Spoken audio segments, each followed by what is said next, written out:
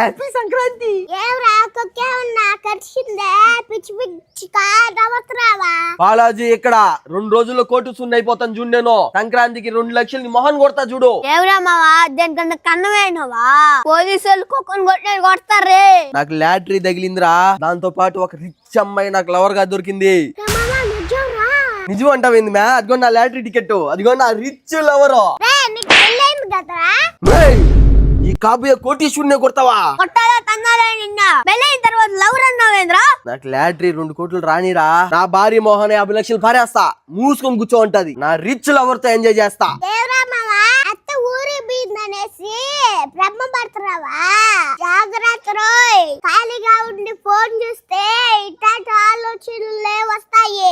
Phone ma'am మీలాంటి అలగ వాళ్ళు మాటలు నేను వినబడలేదా?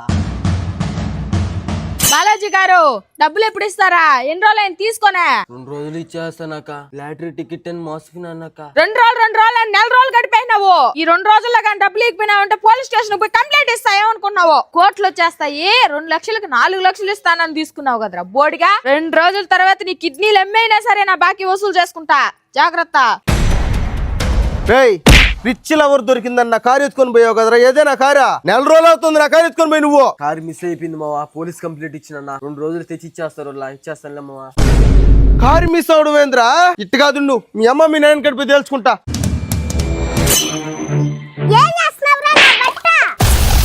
నేను మోసపోయాను కార్తిక. కోటీశ్వరుడు అన్నావు, రిచ్ లవర్ అన్నావు. అవంతా ఫేక్ మ్యాన్. నేను మోసపోయినా. ముందే చెప్పినా నీకు ముందే చెప్పినా. ఆ లాటరీ ఇస్తా అన్నవాడు ముందుగానే 2 లక్షలు కట్టమన్నాడు. అదే లక్షకారు తీసుకొచ్చేయడా. ఇప్పుడు లక్షకేమో డబ్బు అని తిరుగుతా ఉన్నది. రిచ్ లవర్ అని చెప్పేసి ఆ సురేష్ బాందేడు కారు ఎత్తుకొని పోయినా. అది కారు ఎత్తుకొని దొబ్బేసింది. నా పరిస్థితి ఎంత అర్థం కావట్లేదురా. నీలాటోడు బతుకున్న వేస్ట్ రా. దరిద్రపు నా బట్ట. పెళ్ళైనాక లవర్ కావాలంటే డబ్బిస్తే మొహాన్ని మారుస్తాడంట. నీకు ఈ పురుగుల మందు కూడా ఎందుకు రా బట్ట? నీళ్ళల్లో కాకుండా అట్టే తాగేరా. కొడుకుని ఒక్కొక్కసారి ఆన్లైన్లో లాటరీలు ఇస్తున్నారు, అమ్మాయిలు దొరికినారు అని బిన్నా అంటే చెప్తూ కొడతాడు రాబట్ట. సైబర్ క్రైమ్ వాళ్ళకి కంప్లైంట్ ఇద్దాం పదా. ఏదన్నా వాళ్ళే చూసుకుంటారు. ఏదైనా అవకాశం ఉంటే నీ డబ్బులు నీకు రిటర్న్ వస్తాయి. మోసపోతే సమాధానం అనుకోవడం చాలా పెద్ద తప్పు. దానికి ఏదైనా మార్గం ఉందేమో కనుక్కోవాలి. థ్యాంక్స్ కార్తిక. పోదాం పోలీస్ స్టేషన్ కా. పాప సూపర్ సార్.